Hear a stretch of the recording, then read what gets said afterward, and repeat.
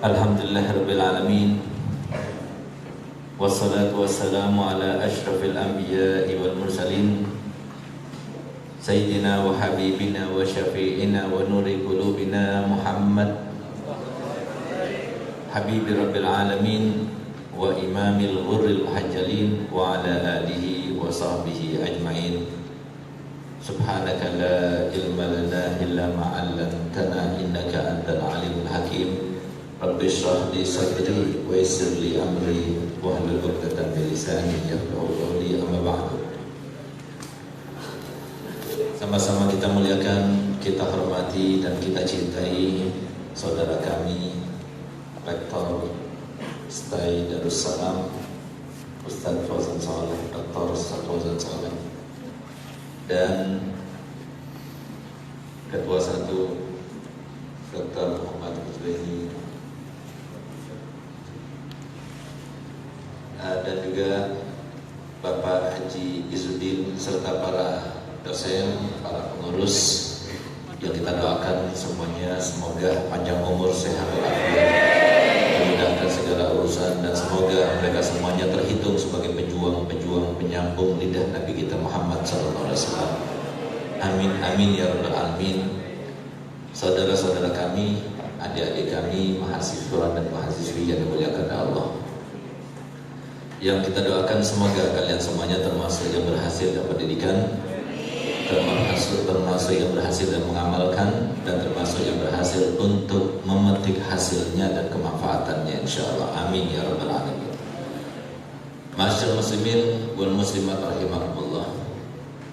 Tidak ada suatu hal yang lebih menarik di dalam rangka dakwah dan safari dakwah yang biasa kami lakukan baik di Rajab maupun Maulid maupun pada waktu-waktu yang lainnya, kecuali masa-masa ketika kita masuk ke dalam universitas ataupun stay semacam ini. Karena apa? Karena saya ingat kepada saya punya ayah Habib Hasan Baharun yang mendirikan dan muassis daripada pondok pesantren Darul Dakwah yang sekarang ini muridnya 7.500 dari mulai MI sampai pasca sarjana kita ada, sehingga kita bisa bayangkan bagaimana jariah yang didapatkan. Semoga termasuk pendiri-pendiri beliau ini termasuk dengan jariah daripada STAI Darussalam ini. Amin ya rabbal alamin. Dia berkata kepada kita bahwasanya yang paling penting itu adalah mengajari, memberikan pendidikan kepada pendidik, bukan yang dididik.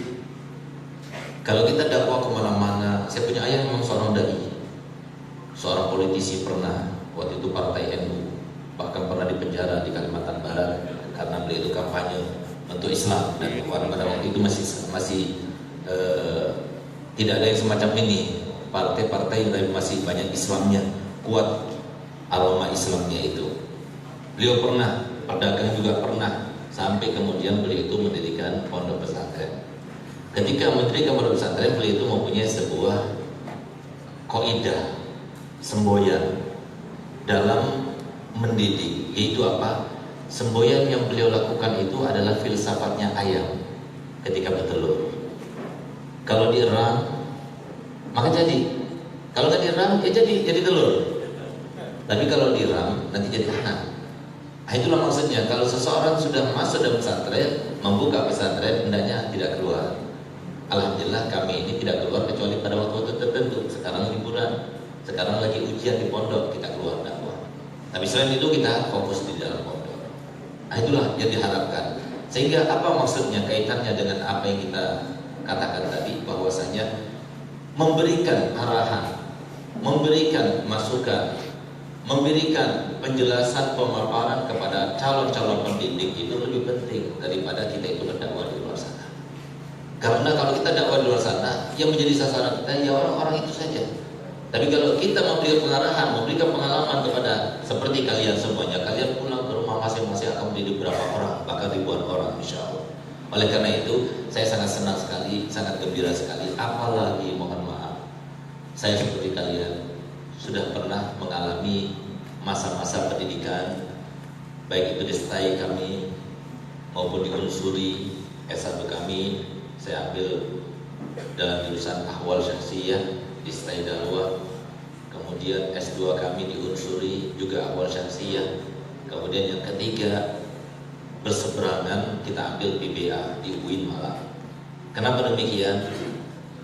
Yang demikian itu adalah karena pengalaman kami di Unsuri. Ini yang namanya telinga itu sudah panas sekali. Kenapa? Karena selalu mendengarkan penjelasan-penjelasan sebagian dosen yang liberal. Insya Allah di sini nggak ada yang seperti itu. Sehingga tatkala saya melihat jurusan Ahwal Syakhsiyah itu kalau diambil S3-nya itu di UIN Surabaya itu gudangnya. Sehingga Pak, kemudian ada lagi di Syarif Hidayatullah Jakarta dan juga ada di Jogja. Akhirnya saya ambil tengah, sudah daripada saya gak kuat. Padahal saya punya kakak itu bilang sudah hadir saja. Kalau sumpah ngomongin biarkan saja. Jadi anggap saja kita tidak mendengarnya. Yang penting lulus, yang penting jadi dokter. Gitu. Tapi ternyata rohani ini, hati nurani ini bisa dibohongi. Oleh karenanya saya tetap sudah. Yang penting kan dokter. Kalau ambil dokter ya nggak harus linear. Akhirnya saya ambil di UIN Malang. Itu tepatnya dalam asuhan Prof. Imam Prayogo pada waktu itu. Dan sekarang alhamdulillah saya ngambil lagi pendidikan doktor saya yang linear itu dirasa Islamiyah karena tempat kami juga mengajarkan kerjasama dengan UTM Malaysia. Maksud daripada itu semuanya saya ceritakan di sini adalah jadi mahasiswa dan jadi mahasiswi itu jangan keblinger. Kenapa demikian? Saya pernah mendengar salah satu dosen kami ketika di Unsuri, yaitu Profesor Dr. Basuni. Beliau itu pernah bercerita kepada saya, termasuk juga Imam Prayogo, yang beliau di dalam kitab saya yang ke-18, dan saya sebutkannya ke-18, bentuk apa? Motivasi. Semua tergantung pada kita. Ini adalah medan untuk perjuangan. Yang tidak ada dalam diri kita itu adalah semangat, spirit untuk mengamalkan daripada ilmu, untuk menjalankan daripada ilmu, dan untuk menerapkannya serta menyambung lidah Nabi kita Muhammad SAW. Satu-satunya solusi di dunia sekarang ini itu adalah syariatnya Nabi Muhammad. Silahkan diteliti dari berbagai macam sisi apapun, pasti syariat Islam adalah solusi kehidupan dunia sekarang. Oleh karenanya kitab saya terakhir itu saya berikan judul Syariat Islam Solusi Kehidupan Dunia. Di situ saya sebutkan cuma 45 judul, 45 bab, sudah 900 halaman, sehingga saya bikin 2, jilid 1 dan jilid 2, dan insya Allah bisa jilid 3, 4, 5 dan seterusnya. Karena apa? Syariat Islam banyak sekali dan semua menjadi solusi. Oleh karenanya saya katakan di sini, mungkin tema perkuliahan kita itu jadi mahasiswa dan mahasiswi jangan belinger. Nah, gitu. Itu temanya sekarang ini. Untuk apa? Supaya kita paham ilmu yang kita pelajari itu bukan cari gelar. Ilmu yang sedang kita geluti ini bukan untuk mencari pekerjaan, tidak. Tapi lebih daripada itu, seperti yang dibaca oleh adik kita tadi yang suaranya indah, wajahnya bungas juga, Masya Allah. Nah, coba lihat, Masya Allah, laki-laki banyak. Jadi subhanallah, dikatakan di situ dalam Al-Quran, yarfa'illahu alladhina amanu minkum walladhina utul ilma. Ini yang kita cari. Coba lihat bagaimana si Abdullah bin Abbas. Beliau misanan Nabi sekaligus murid Nabi. Beliau adalah salah satu habru hadil ummah, ulama yang mumpuni daripada umat ini. Dikatakan di antara sejarahnya, manakibnya, beliau itu kalau sudah semenjak waktu duha sampai waktu zuhur, itu yang berdatangan ke rumahnya itu dari berbagai macam lapisan masyarakat. Maka kemudian ada yang mengumumkan, ayo sekarang siapa yang ingin belajar tentang ilmu alat, masuk. Setelah itu keluar. Ayo sekarang siapa yang akan menanyakan hadis, masuk. Lalu keluar. Sekarang siapa akan bertanya tentang Al-Quran, datang. Kemudian keluar. Dan itu sebenarnya sampai waktu itu. Dari saking luasnya keilmuannya. Sehingga kalau kita katakan ilmu kita sekarang ini dengan ilmu orang-orang dahulu jauh gak ada apa-apanya. Jangan sampai kita itu keblinger. Makanya di sini saya katakan jangan sampai keblinger. Disangkanya kalau sudah S1 ini sudah luar biasa, setan pun tunduk kepadanya. Ini siapa bilang? Setan itu S-nya udah gak kehitung, ribuan sudah S-nya. Kita baru S1, S2, S3. Coba lihat bagaimana yang korupsi di negara ini siapa? S berapa itu? Kenapa? Tunduk pada setan. Justru mereka tunduk pada setan. Setan lebih pintar daripada kita. Oleh karena itu para hadirin mulia Allah Ta'ala, ada beberapa hal yang mungkin kita akan pelajari, dan silahkan nanti kita begitu tepat azan kita akan membuka sesi tanya jawab. Karena apa? Karena yang ditanyakan itu adalah yang diperlukan, yang dibutuhkan. Sedangkan pemaparan itu belum tentu itu dibutuhkan. Sama seperti kalau kita sedekah pahalanya besar, tapi kalau kita meminjamkan uang pahalanya lebih besar. Karena apa? Orang meminjam uang pasti membutuhkan, tapi kalau menerima sedekah belum tentu dia membutuhkan. Jadi kita sampaikan, ilmu yang ada di dalam kalangan mahasiswa itu sangat baik, sistemnya sangat baik. Bahkan sistem pendidikan yang terbaik itu adalah yang diajarkan di dalam universitas maupun di STI. Yang terbaik, cuma sayangnya basic awalnya itu belum mumpuni. Sehingga dengan cara semacam ini, karena mereka tidak terdidik sebelumnya, tidak diasah sebelumnya, sehingga dengan dalam keadaan sistem yang ada sekarang ini, maka tidak maksimal. Kalau menurut saya, setiap orang mempunyai sebuah inisiatif sendiri, pemikiran sendiri, silahkan selama itu tidak bertentangan dengan agama. Ini menjadi sebuah catatan buat kita semuanya. Saya waktu belajar, alhamdulillah saya menyelesaikan pembelajaran saya di Pondok Pesantren Darul Dakwah diniyahnya sampai aliyah. Saya lulus umur saya 17 tahun, kelas 3 aliyah. Alhamdulillah 3 aliyah saya juara 1. Kemudian saya membantu 2 tahun di pondok itu, di pondok yang diasuh ayah saya. Dan tepat umur saya 17 tahun, saya tulis kitab saya yang pertama, yaitu Problematika Haid dan Permasalahan Wanita. Itu 17 tahun. Lalu kemudian umur 19 tahun saya berangkat ke Madinah. Alhamdulillah saya di Madinah, saya berangkat belajar di sana khusus fikih madhab Syafi'i. Satu hari saya belajar kepada Al-Habib Zain bin Ibrahim bin Smith, yang beliau itu kalau mengajar kitab Minhaj yang besar itu beliau tak pernah pegang kitab. Tapi semua yang keluar dari mulut mulia beliau itu kalau dicatat semua sama seperti kitab.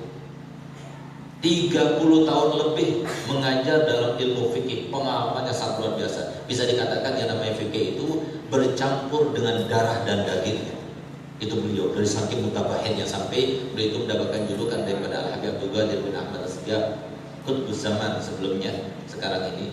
Itu dikatakan ini Syafi'i Shaghir. Beliau itu adalah seorang Syafi'i Shaghir, luar biasa mutabahinnya. Saya belajar baca kitab fikih pada beliau itu satu hari satu malam itu 11 kitab. Semua saya ikuti, dari mulai kitab yang kecil karena di situ ada 3 kelas, ada Sighar, ada Mutawasit, ada Kibar. Saya ikut semuanya. Ketika ujian juga saya ikut semuanya. Karena apa? Saya mempunyai batas waktu belajar di Madinah cuma 4 tahun. Karena memang ada sebuah motivasi untuk kita memaksimalkan waktu. Apa itu? Sebelum berangkat saya tunangan dulu. Nah itu. Sehingga apa? 2 tahun kemudian saya dinikahkan oleh saya punya ayah. Waktu di Madinah saya nikah. Pulang dapat 2 minggu langsung kumpul sama istri. Nah itulah keistimewaan saya. Jadi umur 23 tahun, alhamdulillah kita menikah, dan sekarang 42 tahun, anak ada 7 semuanya. Ini yang kedua, ini anak saya nomor 2. Nah, dia masih bujang, silahkan dia. Tapi walaupun kayak begini, dia baru umur 16 tahun, cuma badannya saja besar. Anak saya yang pertama umur 18 tahun, sekarang sudah berada di Makkah, belajar di tempat Abu Yasin Ahmad Maliki. Dan beliau sudah juga sekaligus jenjang S1-nya. Nah jadi alhamdulillah ada beberapa prestasi yang saya dapatkan yang sampai sekarang itu tidak terpecahkan rekornya. Saya berkata begini untuk motivasi. Yang kita katakan saya nggak bisa menjadi seperti beliau. Siapa bilang? Kita sama-sama besar kesempatannya, sama-sama besar kenikmatan dan anugerah yang Allah berikan pada kita. Cuma kita tinggal menggunakannya saja. Saya katakan ada beberapa prestasi yang saya dapatkan, yang saya raih ketika di Madinah itu, dan sampai sekarang tidak akan bisa dipecahkan rekornya itu. Karena apa? Pondoknya sudah tutup. Nah, jadi nggak bakal bisa dipecahkan rekornya. Alhamdulillah saya itu hafal Zubat, hafal Alfiyah, hafal Rohabiyah, hafal Jawharatul Tauhid, hafal mutun-mutun yang wajib dihafalkan, jumlahnya 12 itu dalam waktu cuma 6 bulan. Dan alhamdulillah itu yang pertama. Yang kedua, semoga kita tidak anak mata ya, sur ya. Jadi yang kedua, alhamdulillah Pada waktu saya di Madinah itu saya baca Zubat dari awal sampai akhir dan Alfiyah. Zubat dari awal sampai akhir, nggak pakai baca kitab, ditaruh kitabnya, nggak salah, tanpa melihat dari awal sampai akhir 1 jam 1/4. Begitu pula Alfiyah. Alhamdulillah. Kenapa? Setiap minggu saya ulang, setiap minggu saya ulang. Setiap malam Jumat saya mengulang hafalan-hafalan saya. Dan yang terakhir, ada sesuatu yang dari saking motivasi saya yang terbesar pada waktu itu untuk belajar dan menimba ilmu itu sampai tahukah Anda kitab Minhaj? Tahu kitab Minhaj karena Imam Nawawi. Nah, itu matang segini itu kitabnya itu. Coba dari saking besarnya semangat saya mau hafal itu. Dan saya sudah memulainya dan sudah menghafalnya sampai 1/4-nya saya hafal. Sampai kemudian saya punya guru Habib Zaid bin Ibrahim Smith juga katakan sudah, tidak usah hafal lagi, tidak usah teruskan, kurang berguna. Sekarang gantikan hafalannya itu di dalam Riyadhus Shalihin. Alhamdulillah Riyadhus Shalihin saya hafal semuanya itu. Dulu, sekarang sudah banyak lupa. Masalahnya yang saya akan ceritakan di sini adalah hafalan saya 1 jam 1/4. Cepatnya luar biasa, nggak salah dan sebagainya. Itu nggak bisa dikalahkan oleh walaupun orang Arab kuat itu hafalannya. Tapi subhanallah Pak, adik-adikku, mahasiswa-mahasiswa yang dimuliakan Allah Ta'ala, semenjak saya pulang dari Madinah sampai detik ini, mengulang sekali pun gak pernah. Kenapa? Gara-gara kaidah yang sangat tersebar dan tersiar itu, yaitu zubihal ilm baina afqadil nisa. Yang namanya ilmu itu disembelih benar-benar di antara dua selangkangan perempuan. Gara-gara kawin habis semua. Oleh karena itu para adik-adikku sekalian, janganlah kalian itu kalau lagi belajar yang fokus. Yang pertama, itu nasihat saya, yang fokus, jangan kemana-mana, jangan noleh-noleh, apalagi kepada Bari'ah tadi gitu. Saya bilang apalagi itu. Coba lihat kata Imam Syafi'i itu kan kuat hafalannya. Beliau itu kalau membaca itu dari saking kuatnya hafalan, kalau beliau baca itu sisi satunya itu tutup. Kenapa? Kalau seumpama dia itu kebaca, maka langsung terhafal juga dan menjadi tercampur hafalannya dari saking kuatnya. Sekali baca langsung hafal. Suatu waktu dia tidak sengaja melihat perempuan, 1 kali pandangan, pulang yang biasanya sekali lihat langsung hafal, ini harus 2 kali baru hafal. Lalu beliau datang kepada Imam Waqi, gurunya, ya Imam Waqi, syakautu ila Waqi isu ahibdi farsyadani ila tarkil ma'asi wa akhbarani bi annal ilma nurun wa nurullah la yuqta lil asi. Coba lihat, gara-gara satu pandangan lihat perempuan, apalagi berpandangan-pandangan. Oleh karena itu yang pertama nasihat kami. Yang kedua, janganlah, bolehlah kita itu ikut-ikutan mereka, sistem yang digunakan mereka, silakan. Kita akui, sekarang sistem pendidikan kita kalah. Karena sekarang yang menang adalah mereka Eropa. Sistem pendidikan kita sekarang berkiblat kepada mereka. Walaupun mereka sebelumnya berkiblat kepada kita. Karena apa? Sistem yang mereka punya yang lebih unggul, yang karenanya kita berkiblat kepada mereka itu kan hanya sistem metodologi penelitian saja. Itu yang mereka punya. Itu yang mereka besar-besarkan. Itu yang mereka galak-galakkan. Oleh karenanya saya kembali lagi pada dosen saya, Profesor Bawani. Beliau itu mengatakan begini, bahwasanya orang alim itu kalau menurut kalangan menengah ke atas itu bukan seperti saya ini yang pakai imamah itu orang alim kan, pakai jubah ya, walaupun ini yang namanya imamahnya itu sampai kayak ban sepur misalnya, belum alim gitu. Yang alim itu siapa? Yang ada 3 kriteria. Kriteria pertama, dia punya gelar doktor, profesor, nah itu baru orang alim. Yang kedua, bahasanya itu intelek, ada sisi-sisinya itu loh, belakang itu, nah itu. Nah, tapi jadi dipaksakan. Kita itu lihat dulu bicara sama siapa.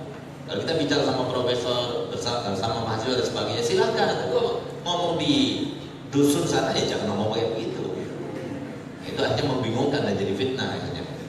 Terus yang ketiga kalau dia sudah bisa masuk ke dalam jenjang pendidikan, masuk ke universitas, masuk pada menteri, masuk pada orang besar, berarti dia itu orang alim. Jadi jangan keblingan. Jangan sampai kita itu merasa lebih baik daripada para kiai, para guru dan sebagainya. Mereka itu adalah mereka yang memiliki ilmu yang sebenarnya. Ilmu yang sebenarnya itu bukan di tangan. Ilmu yang sebenarnya itu bukan di gelar. Ilmu yang sebenarnya bukan di dalam pikiran, ilmu yang sebenarnya itu dalam hati. Itulah maksud daripada Allah Ta'ala, ilmu fi sudur, itu di situ maksudnya, di dalam hati. Dan ilmu itu sebagai dikatakan ilmu nurun. Ilmu itu adalah cahaya, bukan bahasa Indonesia nurun dari orang tua ke anak. Tidak, tapi nurun, bercahaya. Ilmu itu cahaya. Nggak mungkin ilmu itu akan diletakkan kepada orang yang ahli maksiat.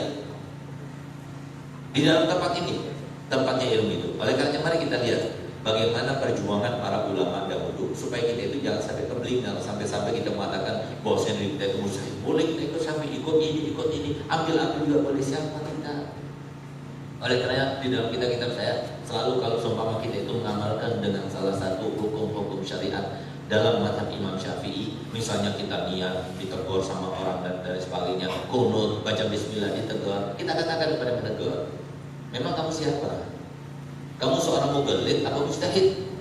Enggak ada kecuali dua, mughalid atau mujtahid. Kalau orang awam pasti mengatakan mughalid, gitu. Tapi kalau mahasiswa belum tentu, saya ini kan mahasiswa. Nah, itulah maksud saya, jangan terlingar. Kenapa? Jangan sampai kita katakan saya ini mujtahid, berhak, saya ini kan belajar, saya meneliti, saya ahli medpen. Nah, itu luar biasa kan? Walaupun ahli medpen, walaupun kita itu ahli dalam segala hal, tapi lihat dulu bagaimana di dalam kitab Mabadi Fiqhiyah, Mabadi Usul Fiqhiyah. Syaratnya jadi mujtahid itu memang mudah, sulit. Coba dengarkan kita, apakah ada di antara mahasiswa yang semacam ini?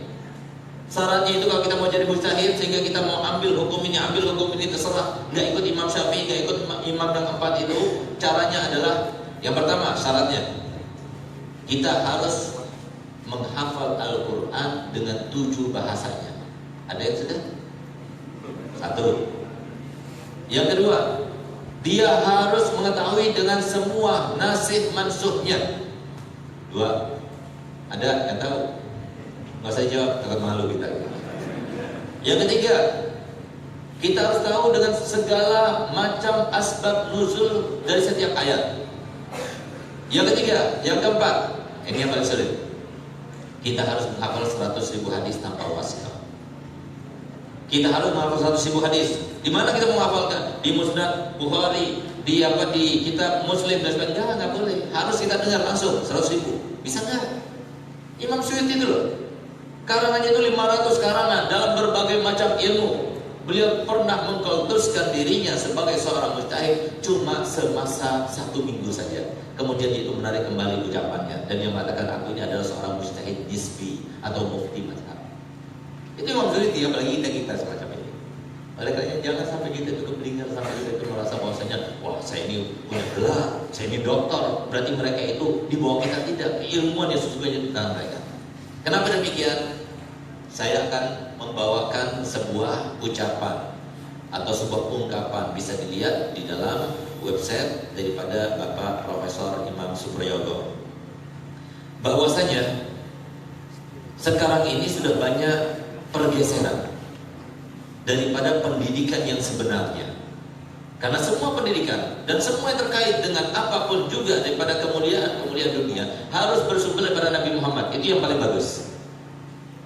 Tapi kalau sudah bergeser daripada pendidikan Nabi Muhammad, bergeser daripada kemuliaan yang ada pada diri Nabi Muhammad, bergeser daripada segala apapun yang dipandang oleh manusia, kehormatan dan sebagainya, bergeser daripada apa yang ada pada diri Nabi Muhammad dan diajarkan Nabi Muhammad, maka yang terjadi itu adalah dia akan hina. Dia akan hina. Sebagaimana dikatakan oleh Syekh Umar bin Khattab, nahnu qaumun adillah a'azzanallahu bil Islam. Kami ini adalah kaum yang dulunya itu adalah orang-orang yang bodoh, jahiliyah, yang lemah, hina, dina, tidak dipandang oleh orang. Tapi kemudian kami itu menjadi mulia dengan Islam. Faman talabal izzata bighairi Islam azallallah. Barang siapa yang mencari kemuliaan bukan dengan melalui pintu Islam, maka pasti Allah akan menghinakan dia. Memang dunia ini milik siapa? Yang punya angin siapa? Yang mempunyai segala macam sistem yang berlaku di dunia itu siapa? Allah. Kita mau cari di mana? Kita mau mencari melalui Amerika? Kita akan mencari melalui tempat-tempat yang lainnya, bukan melalui Nabi kita Muhammad SAW yang memang misi dan visi kehidupannya, misi dan visi risalahnya itu adalah membawa umatnya semuanya menuju ke arah kebahagiaan, keamanan, kesejahteraan dan juga kesentosaan.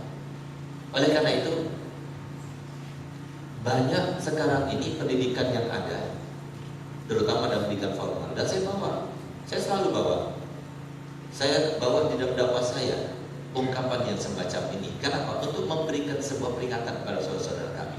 Jangan sampai kita meletakkan anak-anak kita dalam pendidikan formal saja, dengan catatan formal saja. Kenapa? Karena kesian sama anaknya nanti. Dia tidak akan ada arah yang benar, tujuan yang benar, orientasi yang benar. Kalau sudah orientasinya sudah salah, maka semuanya salah. Idza sahhatin niyyah balaghatil umniyat, idza sahhal qasid balagal maqasid.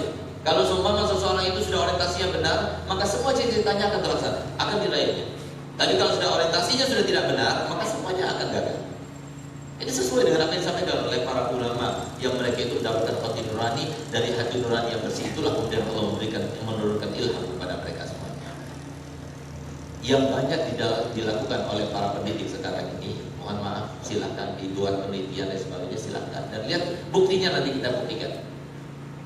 Banyak mereka itu menerapkan pendidikan rasiologi. Itu selalu diterapkan oleh mereka, medpen dan sebagainya, itu semua yang terkait dengan rasiologi. Tapi ruhiologinya itu tidak ada, pendidikan karakter tidak ada. Saya sebulan yang lalu diundang oleh Bapak Bupati Pasuruan dan juga Kepala Dinas Pendidikan Pasuruan untuk membuat sebuah seminar yang mengikut sertakan dalam seminar, tapi bukan seminar itu namanya. Bayangkan, seminar dibagi 3 hari, setiap sesinya dari 9.000 orang dibagi 3, berarti satu sesinya bisa 3.000 sekian. Itu bukan seminar itu namanya, maha seminar itu namanya. Nah, tapi alhamdulillah kita pada waktu itu saya kasih tahu kepada mereka bagaimana kita membangun karakter. Apakah kalau sudah mahasiswa tidak boleh dibangun karakternya? Harus. Sebentar lagi mereka terjun masyarakat, bahkan mereka wajib dibangun karakternya. Kapan kita bangun karakter?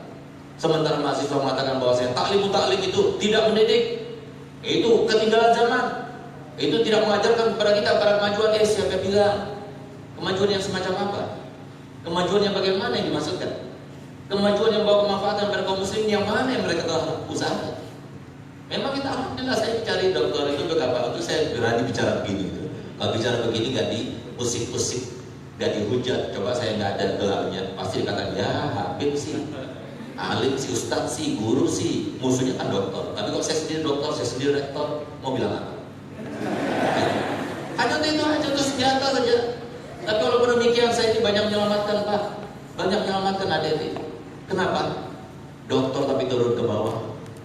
Dokter itu ngajari tayamum. Saya berapa hari yang lalu kemarin ada orang sakit nggak bisa tayamum, nggak sholat dia berapa hari, bilang sholat wajib, sholat itu nggak bisa, dia kena ayat dia tayamum, saya ajari tayamum. Nah, mana ada dokter yang kayak gitu. Alhamdulillah saya terjun, saya kan mewakili mereka semuanya, masuk ke pelosok-pelosok, bahkan pernah sampai kemana itu Pak, apa itu namanya, Matraman dalam gitu, sampai luar biasa. Sampai saya itu waktu berjalan di tengah perjalanan saya sampai mikir, emang ada orang di dalam sana gitu? Luar biasa itu jauhnya. Tapi alhamdulillah kita datang ke sana, kita mewakili semuanya. Ini harusnya jangan sampai kita dokter tempatnya di Jami Ais, siapa bilang? Mana ada batasan semacam itu? Ini kesempatan untuk kita berdakwah. Al Habib Ali Habsyi Syekhul Maulid dia mengatakan, tidak ada jalan yang lebih melampaui atau jalan pintas yang paling cepat dan paling kilat untuk menggapai mangkobah dan juga derajat di sisi Allah melebihi daripada dakwah ilallah. Tidak ada. Ini jalan yang paling utama, kunci paling utama. Berapa banyak orang yang terbuka dengan ilmu-ilmu yang luar biasa. Berapa banyak orang yang mendapatkan makom-makom yang sangat tinggi di sisi Allah. Itu kan ada Allah. Tapi yang ada sekarang ini, mohon maaf, saya kasih tahu kepada mereka semuanya. Apalagi ada sertifikasi, tambah jauh, orientasinya itu sudah lain. Bahkan buktinya bahwasanya sertifikasi itu baik untuk kita, kesejahteraan kita baik, cuma ada imbasnya. Sesuai dengan apa yang disampaikan oleh Nabi kita Muhammad SAW dalam hadisnya, mal faqru akhsyaikum. Aku tidak takut kalian itu dalam keadaan kefakiran. Aku nggak takut. Walakin akhsya alaikum an tubsata lakum ad-dunya fatatanafazuha kama tanafazuha fa ahlakatkum kama ahlakatkum. Yang aku takut kepada kalian itu adalah kalau sudah terbentang dunia, Niatnya kita itu menjadi mahasiswa-mahasiswi bukan untuk mencari ridho Allah, bukan untuk menggapai ridho Allah, tapi untuk mencari dunia, cari pekerjaan supaya bisa terima sebagai PNS dan sebagainya. Hati-hati yang semacam itu. Rasulullah telah bersabda dalam hadisnya, la yu'minu ahadukum hatta yuhibba li akhihi ma yuhibbu li nafsihi. Demi Allah, tidak beriman salah satu daripada kalian sehingga dia itu mengharapkan untuk saudaranya seperti diharapkan untuk dirinya sendiri. Saya ingatkan, jangan seberata saudara dulu. Perbaiki niat. Kalau sudah niatnya baik, maka semuanya dimudahkan oleh Allah.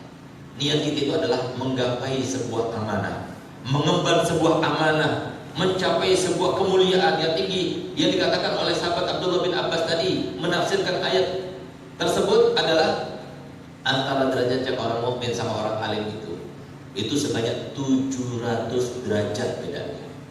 Antara satu derajat dengan derajat berikutnya itu perjalanan selama 500 tahun.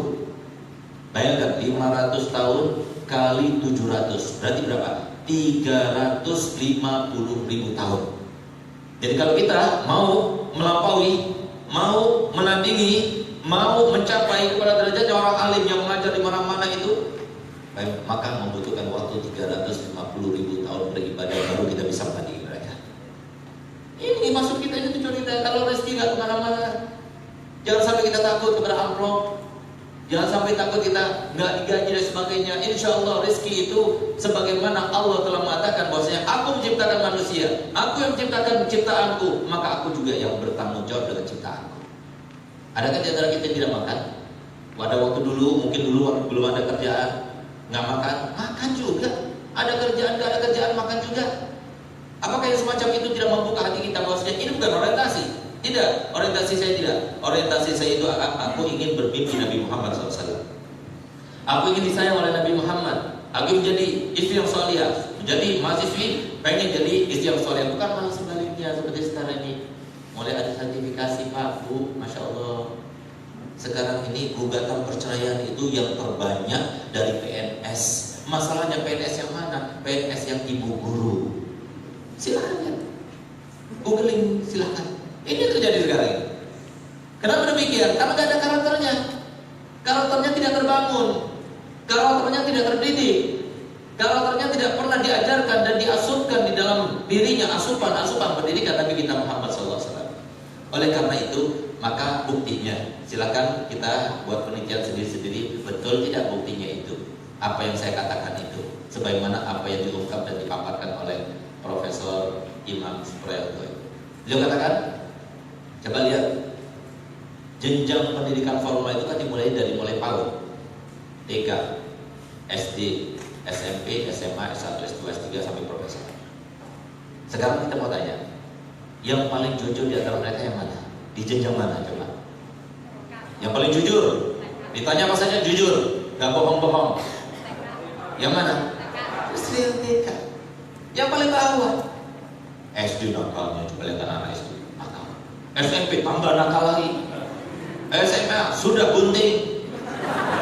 S1 sudah biasa melakukan aborsi. Yang banyak sudah semacam ini. Ini sudah kenyataan. Mana hasilnya? Kenapa? Karena dididik sini.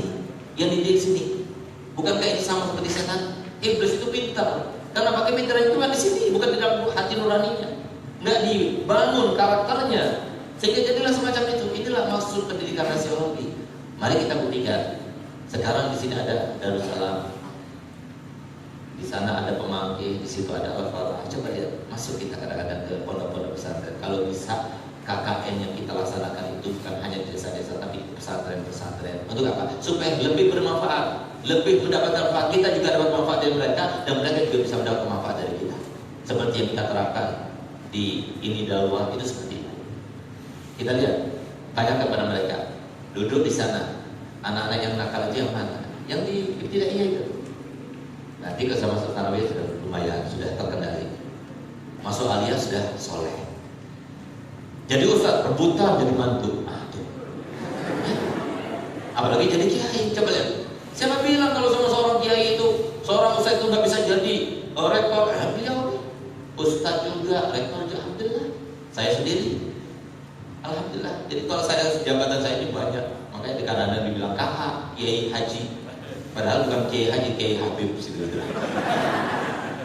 Ada yang enggak, di penerbit kitab saya itu, saya alhamdulillah ada karangan 18, yang terakhir itu adalah launching tanggal 10 Mei yang akan datang itu, yaitu Syariat Islam Solusi Kehidupan Dunia. Nah, di situ penerbitnya mengatakan, Beb, udah Beb jangan pakai Ustadz lagi, Beb, Ustadz itu di bawah rendah, derajat rendah, harus naik lagi tingkatannya gitu. Kenapa? Nanti banyak yang beli nanti, oh gitu ya sudah silakan gitu. Hanya diganti Dr. KH gitu. Nah, kenapa KH? Nah, kalau Kiai Haji wah itu, tapi bukan Kiai Haji di situ, Kiai Habib kan. Nah, jadi kembali lagi kepada apa yang kita paparkan tadi, bahwasanya silahkan kita jadi mahasiswa, silahkan kita menjadi orang berguna, tapi orientasi kita bukan di dunia, orientasi kita akhirat. Yakinlah yang namanya dunia itu gak bakal kemana-mana. Saya sendiri sudah menerapkannya. Banyak saya diajarkan oleh ayah saya. Dulu pada waktu saya mondok, waktu masih santri, saya coba-coba bisnis, dikit-dikit cari uang tambahan, coba-coba bisnis, gamis, ketahuan sama ayah saya. Dimarahinya, dibeli semuanya, kemudian dibagikan kepada guru-guru oleh ayah saya. Lalu dia bilang, dengarkan, camkan baik-baik kata-kata saya. Hikmahlah pada agama ini. Nggak usah kamu jual-jualan. Nanti kamu lihat, pegang kata-katanya Aki, mereka semua dunia itu akan datang kepada kamu. Bukan kamu cari dunia akan datang kepada kamu. Coba lihat, kita mau berangkat dari sini di Banjar itu rebutan, Beb mau pakai Alphard apa Fortune tuh. Bahkan saya rumahnya di Bangil, tapi mobilnya di sini disiapkan, dibelikan mobil Fortune untuk saya berdakwah kemana-mana. Saya nggak ikut beli, nggak ikut bayar kreditannya. Tuh. Karena lihat bagaimana, jadi dunia itu ikut. Saya nggak punya pekerjaan. Kalau semua pekerjaan saya di sana sebagai rektor, sebagai seorang kiai, berangkat sih gajian dari barokah, itu bukan gaji. Tapi alhamdulillah saya punya mobil dua, istri saya sendiri Fortune, istri saya Sienta. Coba lihat, rumah saya bagus, gak kalah daripada rumahnya Ustaz Faizal Saleh. Alhamdulillah, bahkan lebih bagus rumah saya masih. Alhamdulillah, kalau ada saya nggak punya pekerjaan. Siapa bilang bahwasanya rezeki itu terkait dengan yang semacam ini? Tidak terkait.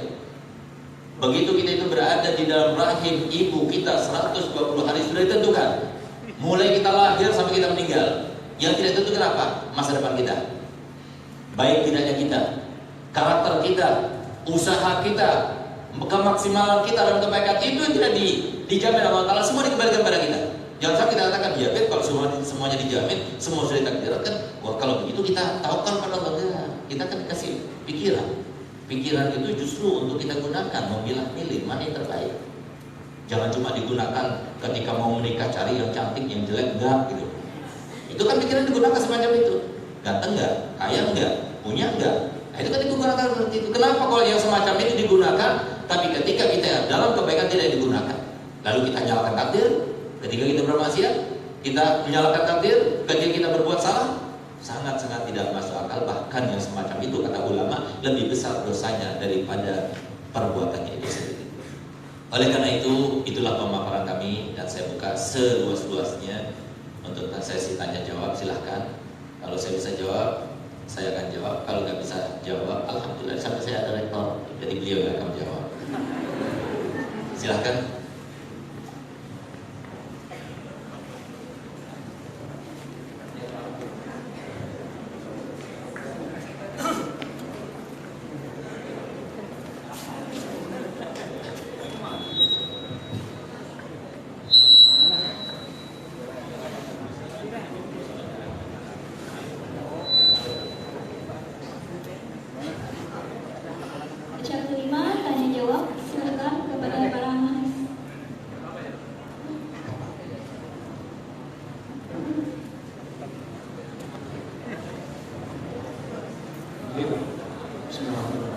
Assalamualaikum warahmatullahi wabarakatuh. Waalaikumsalam.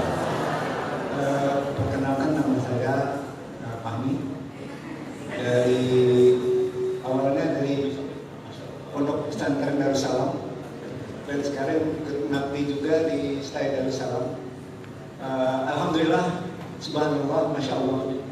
Saya hari ini bertemu dengan seorang ulama yang betul-betul entrek, seorang dai yang rektor. Banyak yang disampaikan oleh Habib hari ini, banyak manfaat mungkin yang bisa diserap oleh kami-kami yang ada di sini. Boleh kalau saya bertanya sisi lain? Kalau sesuatu secara ilmiah sudah Habib sampaikan luar biasa, tapi kami ingin bertanya dari sisi lain. Saya sudah lama mendengar tentang Darul Lughah wa Dakwah karena keponakan saya juga ada di sana dan alhamdulillah sudah selesai di sana.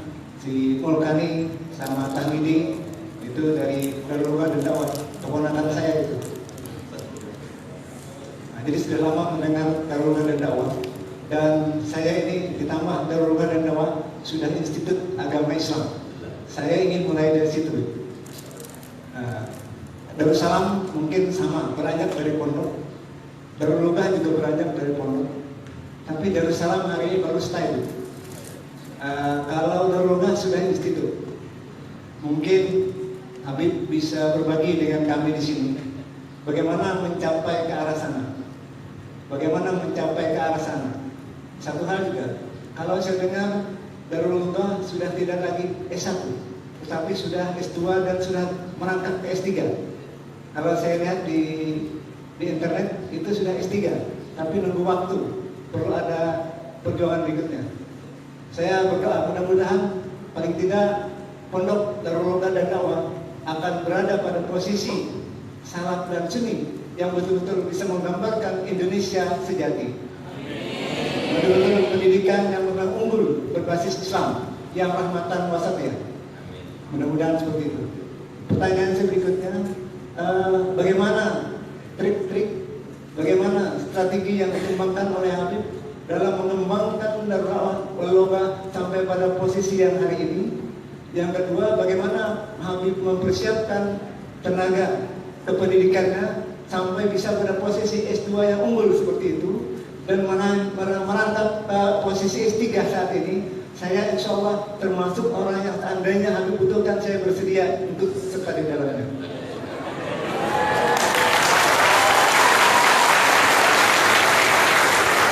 Saya mungkin sekaligus juga memberitahu, saya terlambat minta maaf datang ke sini karena saya terlambat. Saya tadi ke kolokasi dulu, kolokasi ke KM, karena saya sekaligus juga menjadi supervisor. Jadi supervisor, profesor, supervisor. Ya mungkin tidak ada di Kalsel supervisor yang ditinggal supervisor. Kecuali yang hebat itu Setai yang menjadikan profesor sebagai supervisornya. Itu Setai terhebat.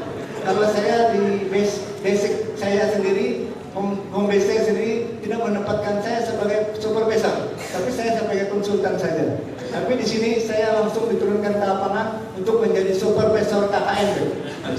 Apakah di sana juga seperti itu? Berarti kalau di sana seperti itu, kalau tidak berarti saya lebih satu langkah daripada Habib.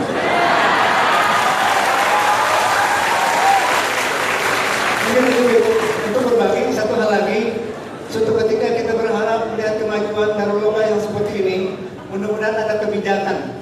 Kita berharap, mudah-mudahan ada kebijakan dari pimpinan Setai untuk studi banding ke Darul Lughah wa Dakwah. Kita bisa bersama-sama maju, bersama kita bisa. Jadi kalau Darul Lughah wa Dakwah bisa sampai kepada seperti yang dicapai hari ini, bersama kita bisa, insya Allah berbagi juga kita bisa. Terima kasih. Assalamualaikum warahmatullahi wabarakatuh.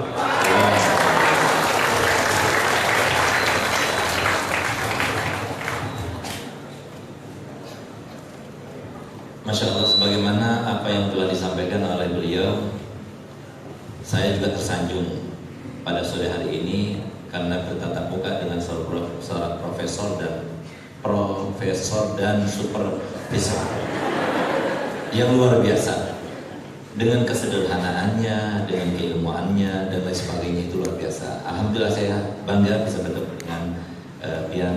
Semoga antum panjang umur, sehat, dan semoga saya ketularan jadi profesor juga. Jadi supaya nanti ada ceritanya profesor yang dakwah di dusun-dusun di bawah. Insyaallah. Alhamdulillah. Kalau Bapak Profesor kita tadi bertanya bagaimana kok dakwah bisa maju seperti itu, kayaknya saya juga nggak tahu juga gimana kok bisa maju. Cuma saya yakin satu, Ada satu hal yang banyak diremehkan dan diabaikan oleh masyarakat kita. Padahal itu yang paling menentukan, kalau menurut saya. Dan itu menjadi sifat daripada orang-orang yang bertakwa.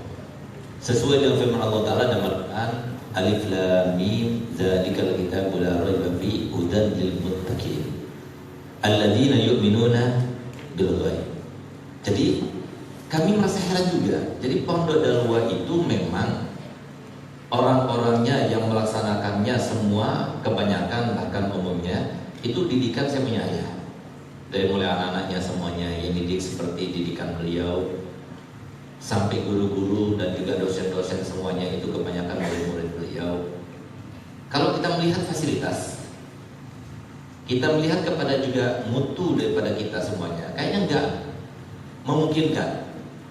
Tapi mungkin ada satu hal yang kita yakini mungkin itu sebab utamanya, yaitu keikhlasan muassis. Saya punya apa itu mukhlisnya itu luar biasa. Ikhlasnya dalam membangun pesantren, ikhlasnya di dalam orientasi beliau membangun pesantren, membangun jamiah, membangun muadalah itu luar biasa. Cita-cita beliau itu pada waktu itu, karena kebetulan pada waktu beliau pertama kali merintis itu saya berada di Madinah. Beliau itu cita-citanya untuk mengadakan muadalah dulu, baru kemudian jamiah ataupun stai pada waktu itu. Itu adalah karena banyak murid-murid itu yang pulang, kemudian ditanya kenapa, mau melanjutkan pendidikan. Sehingga saya punya apa itu merasa iba dan merasa khawatir kalau seumpama di dalam zaman fitnah semacam ini, apa yang telah mereka geluti, mereka gali selama sekian tahun itu, maka dalam waktu yang sekian kita akan hilang. Makanya dikatakan di dalam sebuah kaidah dalam keilmuan, yaitu al-bi'ah tughayyir tiba. Al-bi'ah tughayyir tiba. Yang namanya lingkungan itu sangat banyak pengaruhnya. Seperti yang saya sampaikan tadi. Saya waktu di Madinah 10 menit saja ngobrol terkait bukan dengan pelajaran, terkait bukan dengan kebaikan dan sebagainya diperintahkan oleh saya punya guru. Saya nggak pernah. Bahkan kita bernazar kalau sampai saya 10 menit menggunakannya untuk ngobrol yang nggak ada kaitannya dengan pelajaran, maka saya akan bersedekah dengan sebanyak 100 real. Alhamdulillah selama 4 tahun saya tidak pernah bersedekah. Jadi betul-betul memaksimalkan. Begitu saya pulang ke Indonesia, lihat orang-orang mahasiswa yang malas-malas kayak begitu, akhirnya ke bawah juga. Saya tidurnya 4 jam waktu di Madinah. Sekarang sudah kembali lagi 6 jam. Kalau seumpama terlambat tidur pusing, dulu nggak pusing. Sekarang orang kalau seumpama terlambat tidur pusing, akhirnya saya ke bawah juga, pusing juga kalau terlambat tidur. Jadi memang benar apa yang dikatakan bahwasanya lingkungan itu sangat membawa pengaruh yang besar. Saya punya ayah melihat itu sebuah bencana bagi anak-anaknya dan anak didiknya, sehingga kemudian beliau memberanikan diri buat muadalah. Setelah buat muadalah, memberanikan diri membuat jamiah atau stai. Waktu membuat stai itu luar biasa. Itu membutuhkan kepada kekuatan iman dan lain sebagainya, kekuatan orientasi yang besar dari ayah saya dan juga para guru-guru. Kenapa? Karena akibatnya itu. Makanya sih saya ceritakan supaya kita paham, jangan terdengar. Jangan kita katakan bahwasanya ilmu yang kita dapatkan yang menjadikan kita itu seorang intelek dan sebagainya, selama itu tidak kembali kepada Nabi Muhammad, selama itu tidak diiringi dengan pengamalannya, selama tidak diiringi dengan akhlakul karimah, maka katakan bahwasanya ilmu itu bukan ilmu yang berguna. Tapi ilmu yang berguna adalah ilmu yang menjadikan diri kita itu takwa kepada Allah dalam hal apapun, walaupun ilmu kedokteran, walaupun ilmu sosiologi, walaupun ilmu umum yang lainnya, semuanya itu kalau sudah diiringi dengan takwa kepada Allah, maka itulah ilmu yang dimaksudkan, ilmu yang mendekatkan diri kita kepada makom-makom yang saat ini. Subhanallah, pertama kali ada yang namanya stai di pondok kita, terjadi pergolakan yang sangat besar. Kita akui itu. Sampai-sampai, mohon maaf, itu mereka itu berani kepada gurunya. Sampai-sampai itu sepatunya mereka itu diangkat masuk ke kamar guru. Sampai-sampai masuk ke kantor guru. Kebetulan pada waktu itu saya baru datang di Madinah. Saya dipanggil sama saya punya ayah, lalu diceritakan ini yang terjadi kayak gini. Nah, sehingga pada waktu itu saya ngambil 2 kesimpulan. Yang pertama, kita harus kembali lagi pada ta'lim. Sehingga pada waktu itu setiap sholat kita baca ta'lim. Terus kita ajarkan kepada mereka, kita dudukkan mereka. Lalu yang kedua, kita harus menseleksi dosen-dosen yang ngajar. Bukan semua dosen, tapi dosen yang karena Allah mengajarnya, yang mempunyai jiwa pendidik yang mengajarnya. Sehingga kita ambil dari style, dari orang-orang yang kita kenal, yang paham betul dengan karakternya baru. Itulah yang kita ambil. Alhamdulillah kemudian sedikit demi sedikit sampai hilang, sampai kalau sekarang kita lihat ke sana nggak tampak mahasiswanya. Tapi alhamdulillah mahasiswa kita kalau untuk urusan bahasa Arab dan dakwah kita juara nasional setiap tahun, alhamdulillah. Jadi ini akibat apa? Akibat daripada karakter yang kita tanamkan. Jangan sampai kita lupa. Alhamdulillah sampai sekarang saya setiap ketemu dengan guru-guru saya, dosen-dosen saya di UIN Malang, saya ambil tangannya, saya cium tangannya. Saya seorang habib. Saya seorang yang sudah belajar di luar negeri. Saya alhamdulillah menghatamkan kitab Minhaj. Saya menghatamkan di dalam kitab fikih itu banyak kitab. Bukan belajar itu seperti yang kalian pelajari, nggak tanpa ada dasar, cuma pikir pemaparan dan sebagainya, orientasi juga dapat dari Kopas dan sebagainya, gimana mau jadi orang besar. Ini semacam itu. Nah, saya belajar bertahap dari mulai kitab Safinatun Najah sampai Risalah Jamiah terus, Dubat, kemudian Anwar Masalik, Tamki, Minhaj sampai besar. Tapi alhamdulillah saya setiap bertemu dengan guru saya, ngajar apapun, di bidang apapun, saya ambil tangannya saja, kecuali nggak mau. Alhamdulillah. Kenapa? Ini karakternya berada dalam Nabi, dan itu adalah ilmunya Ahlul Bait, ilmunya habaib. Kenapa? Yang memprakarsainya itu adalah datuk kami Al-Imam Ali bin Abi Thalib. Beliau yang mengatakan, "Ana abdu man allamani walau harfan wahidan." Aku ini adalah hamba bagi siapa yang mengajari aku walaupun satu huruf. Kita baca alif ba ta, salah, yang betul itu alif ba ta. Sudah, dia berhak untuk menjadikan saya ini sebagai hambanya. Itu adalah ilmunya habaib. Kok kita mentang-mentang mahasiswa selama begini? Hormati, muliakan. Silakan kemahasiswaan kita laksanakan. Silakan sistem kita gunakan, tapi sistem akhlak tetap kita terapkan. Kenapa? Semua kemuliaan, semua penghormatan, semua nilai-nilai yang dianggap tinggi oleh masyarakat kita, kalau tidak bersumber daripada Nabi Muhammad, maka pasti dia akan semu. Pasti akan sia-sia. Alhamdulillah, berkat saya berakhlak, berkarakter, saya tidak pernah mengatakan saya ini rektor. Tidak pernah saya mengatakan, dan saya memberitahukan kepada teman-teman walaupun yang satu kelas kami. Tidak pernah. Sampai kemudian mereka tahu sendiri. Sampai Bapak Imam Prayogo tahu sendiri kalau saya rektornya. Tahu sendiri waktu dia itu berkunjung ke pondok kami bahwa kami ini adalah siswanya dan juga seorang rektor, seorang habib, seorang yang terpandang, seorang yang pakai imamah. Dibuka di Instagram, wah terlalu banyak yang pakai imamah, foto-fotonya banyak dan sebagainya. Baru dia tahu. Tapi semester berapa sudah tahu? Saya tidak menambahkan, tapi tidak mengurangi kemuliaan. Tapi justru tambah mulia sekarang, tambah mudah. Oh gampang Beb, itu gampang Beb, semuanya gampang. Nah, berkata dekat sama dosen gampang semuanya. Oleh karena itu para hadirin mulia Allah Ta'ala, saya tidak mengerti juga. Yang penting kita itu mempunyai sebuah komitmen dalam hidup kita, dan prinsip kita katakan, apa itu? Berusaha pasti bisa dalam segala hal. Itu adalah konsep seorang muslim sejati. Kita nggak pernah mengalah. Walaupun kita alhamdulillah sampai sekarang Pondok Darul Dakwah tidak pernah menerima bantuan finansial dari pemerintah. Dari mulai zaman saya punya akta sampai sekarang belum pernah. Tapi kita mandiri, kita coba, kita bangun. Bukan kita punya banyak, tidak, tapi kita belajar. Karena terlalu sakit kalau kita itu gantung pada wali murid.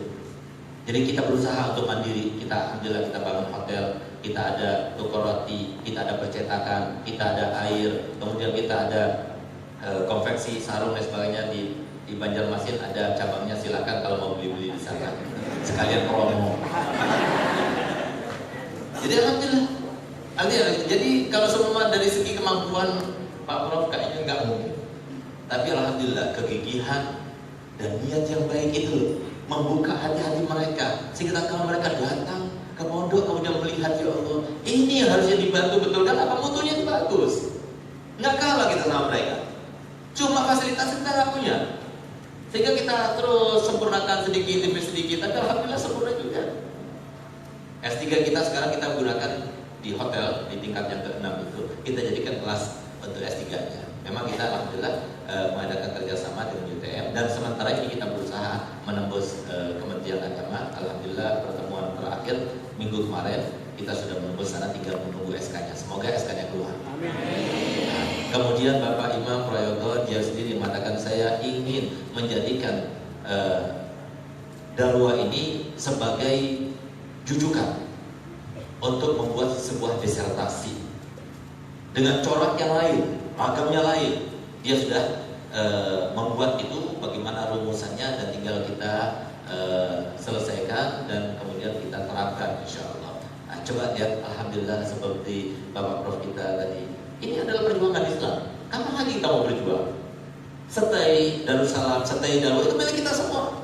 Milik kita semua yang harus kita bangun. Kalau enggak kita bangun SDM-nya, cuma kita bangun fasilitasnya, bagaimana akan terbangun? Enggak akan terlaksana. Terutama SDM-nya itu. Oleh karenanya, jadi yang semacam kita ini jangan sampai kita jadikan ada gap, seakan-akan gap. Profesor sendiri, doktor sendiri, ulama sendiri, tidak semua ulama. Saya punya guru Abu Yazid Muhammad Abdul Maliki, seorang profesor. Dan alhamdulillah kita mengikuti jejaknya. Untuk apa? Supaya kita itu, karena apa? Beliau Profesor Basuni itu beliau mengatakan bahwasanya sekarang ini sasaran dakwah kita sebenarnya itu cuma 15%. 15%, 80% nggak mau sama ulama, nggak mau sama kiai, maunya itu sama doktor, profesor. Kalau kita nggak menggunakan jalan ini, sementara mohon maaf, kadang-kadang tidak diiringi dengan pendidikan karakter dan sebagainya, bagaimana akan membangun umat? Oleh karena itu, alhamdulillah saya menggunakan apa yang bisa saya gunakan. Karena saya ini ngajar 1 minggu itu 41 jam. Tapi alhamdulillah ada waktu untuk dakwah, ada waktu untuk membuat kitab. Bahkan alhamdulillah Pak Prof, saya rata-rata bikin kitab itu nggak lebih dari 2 bulan, sebulan rata-rata. Alhamdulillah. Tapi caranya ada. Nah, caranya gimana? Saya rekam. Lalu murid saya menulis, saya tinggal edit. 1 bulan selesai. Nah itu, kan bagus. Daripada ngerekam aja nggak bisa, apalagi nulisnya. Nah itu yang susah. Nah oleh karenanya ayo bangun, termotivasi diri kita, buat jariah sebanyak-banyaknya.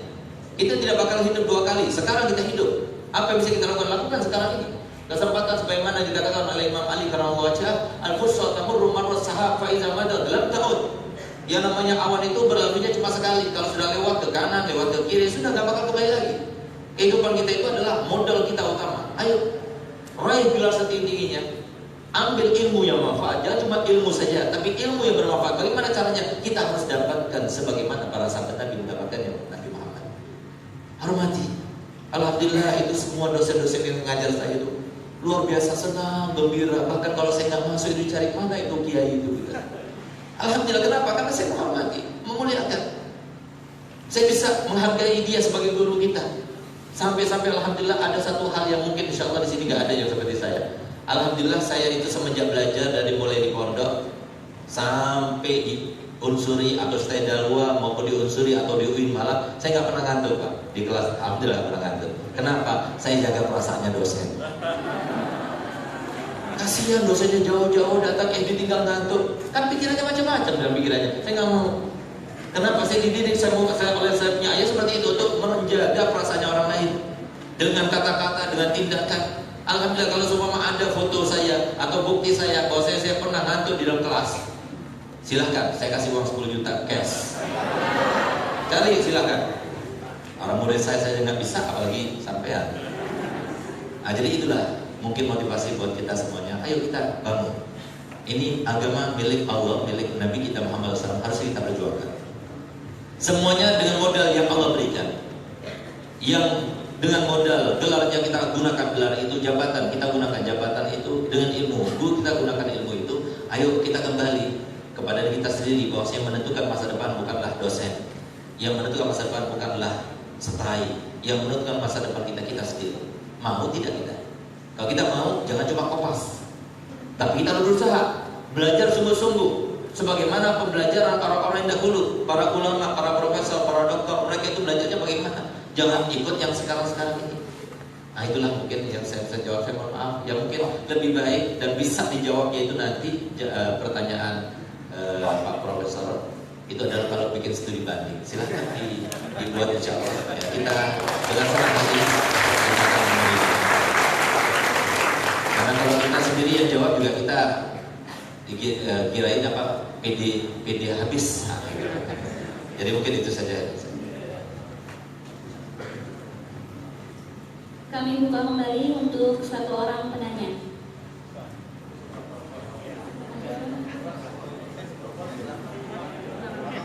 Yang ke belakang. Yang ke belakang silakan.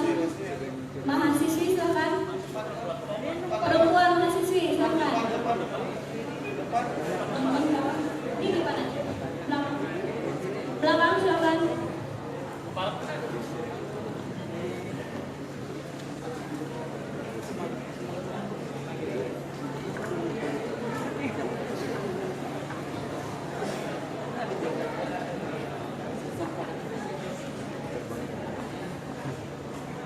Assalamualaikum warahmatullahi wabarakatuh. Terima kasih. Nama saya Hoiriatul Aman. Saya dari mahasiswa dari semester 6. Profesi saya sebenarnya penjual ayam. Ini saya bukan karena curhat, tapi ini sebuah isu global di masyarakat. Bahwa sebenarnya saya tuh berpikir di mana letak kesuksesan saya.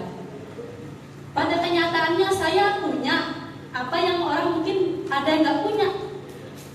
Dari segi ilmu saya juga punya, walaupun sarjana pun saya belum selesai. Yang saya pertanyakan, adakah atau apakah standarisasi kesuksesan itu? Apakah dilihat dari sekarang kita lihat seorang bapak seperti Bapak sendiri atau Pak Habib sendiri bisa dikatakan sukses karena punya gelar doktor, karena mempunyai segalanya. Apakah di situ bisa dikatakan sukses? Sedangkan kayak saya umpamakan, naudzubillah, kalau seandainya nanti saya lulus kuliah, ternyata saya sarjana, masih saya punya profesi sebagai penjual ayam juga, tidak ada gelar untuk membagi ilmu sama orang, tidak ada juga saya punya sebuah sekolahan untuk bisa mengembangkan keilmuan saya. Di mana letak saya bisa dikatakan saya seorang yang sukses? Apakah yang dijadikan nilai sekarang ini nilai apa yang bisa dijadikan bahwa orang itu bisa dikatakan sukses? Ini saja. Terima kasih. Maaf dari saya tidak punya sopan santun. Mungkin ya saya minta maaf karena inilah saya. Assalamualaikum warahmatullahi wabarakatuh.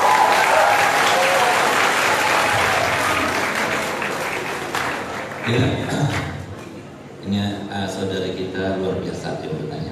Yang pertama kita harus acungi jempol, semangatnya luar biasa. Ini semangat itu kalau di benar-benar orientasinya itu bagus, itu ibadah luar biasa itu. Dan itu menggugah kita semuanya. Beliau itu seorang istri, seorang penjual ayam, tapi beliau itu masih tidak pupus semangatnya untuk belajar dan mengembangkan diri. Itu luar biasa. Semoga disampaikan kepada kita. Dan semoga tertularkan kepada anak-anaknya dan keturunannya, insya Allah. Amin ya rabbal alamin. Yang kedua, dengan apa yang ditanyakan itu luar biasa. Dan itu hampir dikatakan sering diabaikan dan terabaikan. Tapi saya punya apa dulu? Habib Hasan Baharun itu selalu begitu bertanya pada saya. Dan mungkin ini jawaban daripada pertanyaan saudari kita tadi. Galesgap, kamu harus jadi orang sukses. Tanya kepada ayah saya, Bin, sukses itu apa?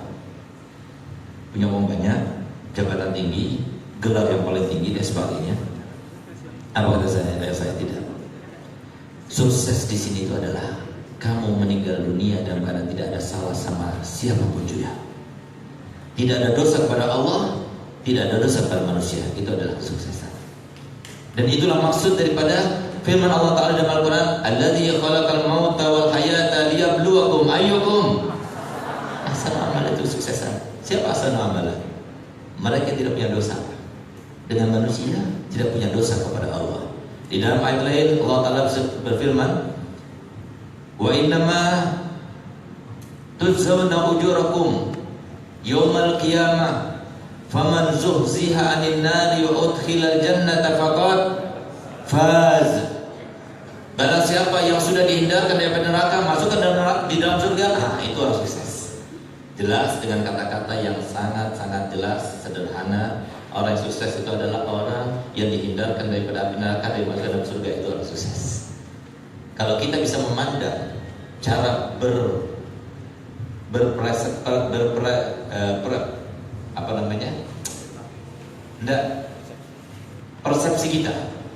persepsi kita semacam itu, cara melihatnya, memandangnya, maka kita akan jadi sukses dunia maupun akhirat. Kenapa demikian? Begini Pak, orang kenapa banyak susah, banyak sedih, banyak bencana, banyak orang di penjara? Karena dia itu masuk orang yang tidak sukses. Bagaimana akan sukses? Kesuksesan semuanya itu di tangan Allah, sesuai dengan apa yang saya sampaikan tadi. Fa innal izzata lillahi jami'a. Kemuliaan itu di tangan Allah semata, bukan di tangan manusia. Kalau seumpama kita bersandar kepada dan kita menetapkan bahwasanya kemuliaan itu di tangan manusia, maka pasti suatu waktu kita akan hina dan hina. Berapa banyak profesor yang dipenjara karena korupsi? Berapa banyak dokter, berapa banyak pejabat tinggi dan sebagainya yang semacam itu juga. Itu tidak menjamin seseorang itu menjadi seorang sukses. Nah, tapi orang sukses itu, saya punya kenalan sudah meninggal dunia. Anaknya yang saya kenali, ayahnya sudah meninggal dunia. Namanya Habib Hasan Maulahila.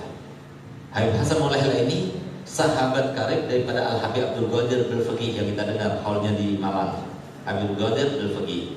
Ini beliau seorang alim besar yang mengamalkan dengan ilmunya. Tapi dia sama seperti tugasnya ibu tadi, jobnya ibu tadi, yaitu apa? Kerjanya itu tukang jual daging. Tapi kalau ibu tadi jual daging ayam, ini jual daging kambing. Tapi beliau seorang yang arif billah, seorang yang bertakwa kepada Allah, seorang yang nggak mau mengganggu tetangganya, seorang yang jujur ucapannya, seseorang yang mengamalkan dengan ilmunya. Sehingga dikatakan bahwasanya beliau itu pernah suatu waktu pergi dari kota Malang tempat dia tinggal sampai ke Jakarta bawa buah-buahan. Sampai di Jakarta ternyata ketika dia buka buah-buahan itu ada seekor semut. Seekor semut yang ada di dalam buah-buahan itu. Apa yang terjadi dia? Dia menangis. Kenapa? Dia katakan, Masya Allah, aku sudah menyebabkan terpisahnya semut ini daripada saudara-saudara dan keluarganya. Sesuatu yang remeh, sesuatu yang kecil, tapi lihat bagaimana menyentuh hatinya. Kenapa bisa mempunyai sifat rahmah yang sangat luar biasa, bahkan kepada hewan pun. Kenapa demikian? Karena ilmunya hidup dalam hatinya. Ini orang yang sukses ini, mengamalkan dengan ilmunya. Ada satu contoh lagi. Ada seseorang daripada guru saya di Madinah, namanya Syekh Muhammad Fal. Dia seorang Singkiti, seorang dari Mauritania asalnya. Hafidz Quran, kulitnya itu hitam. Dia sering mimpi Rasulullah. Saya bertanya tentang pengalaman bermimpi Nabi pertama kali. Kapan itu? Apa sebabnya? Salawat apa yang dibaca? Subhanallah, dia bilang begini.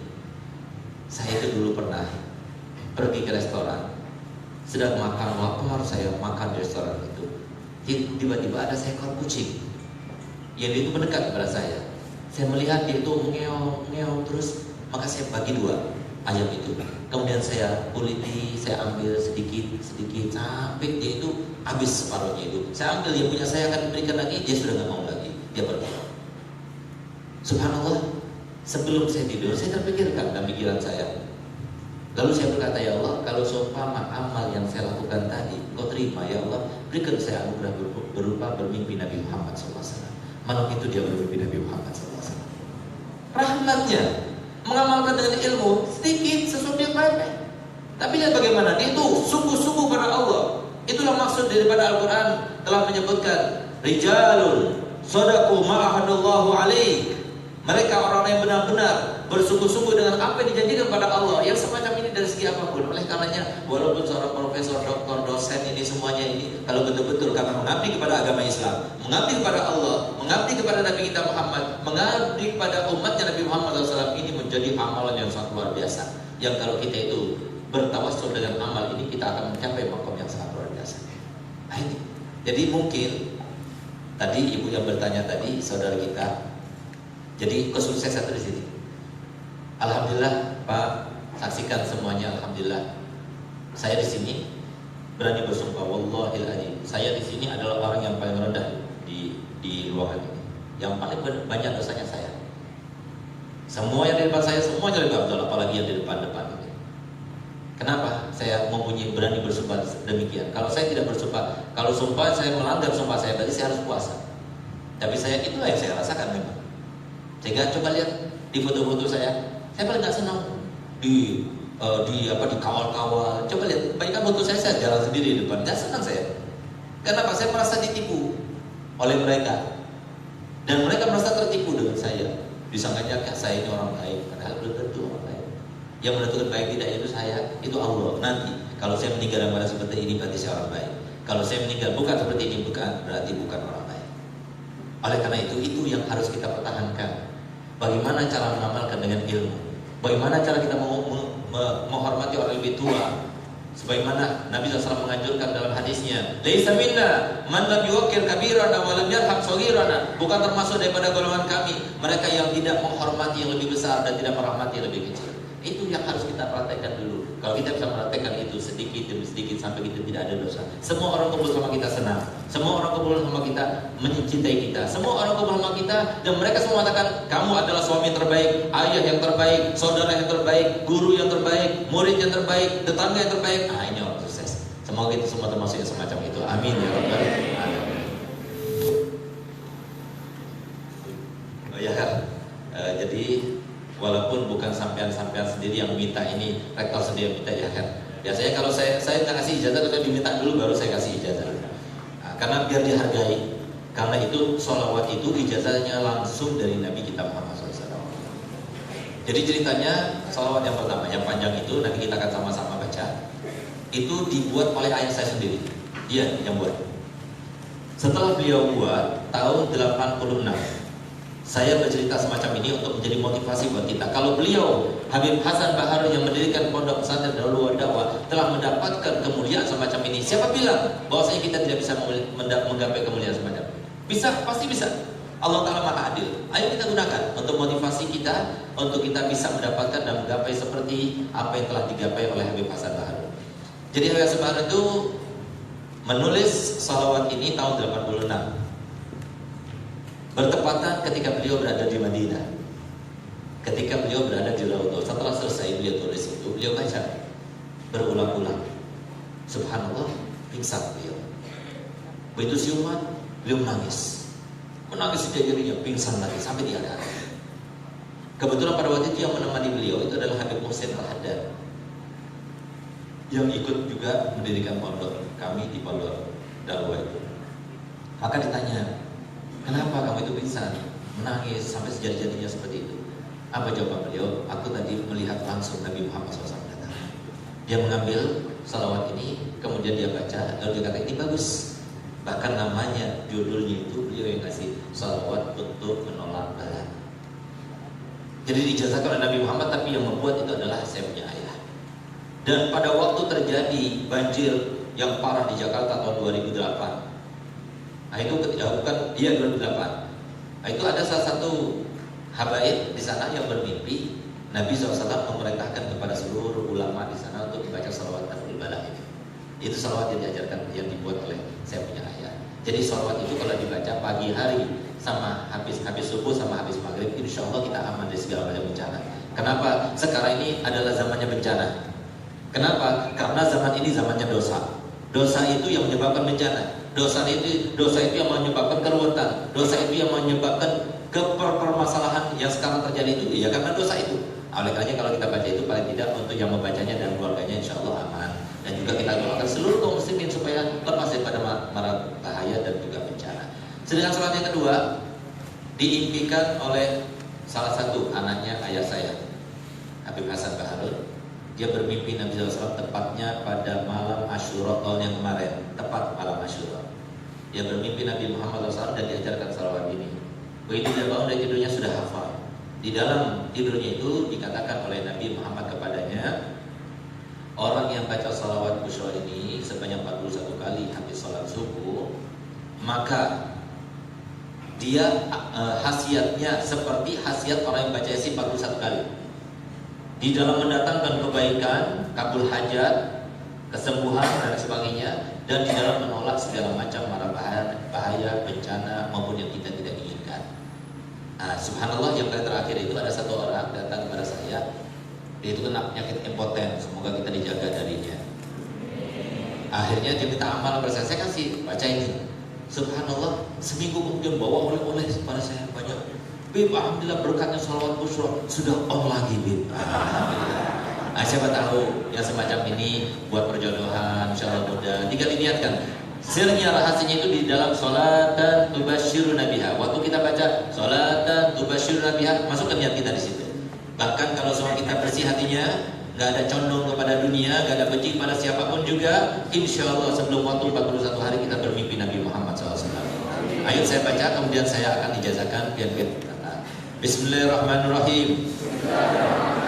Allahumma salli ala sayyidina wa maulana Muhammadin khairil bariyah salatan tusallimuna biha wa tusallimu ahlana أولادنا وأقرباءنا وأحبابنا ومعلمينا ومتعلمينا وأصدقاءنا وجيراننا وتسلم بيوتنا ومساجدنا ومعاهدنا ومدارسنا ومزارعنا ومكاتبنا وجميع محلاتنا وأموالنا من شر زلزلة الأرض وحركاتها ومن شر الأمطار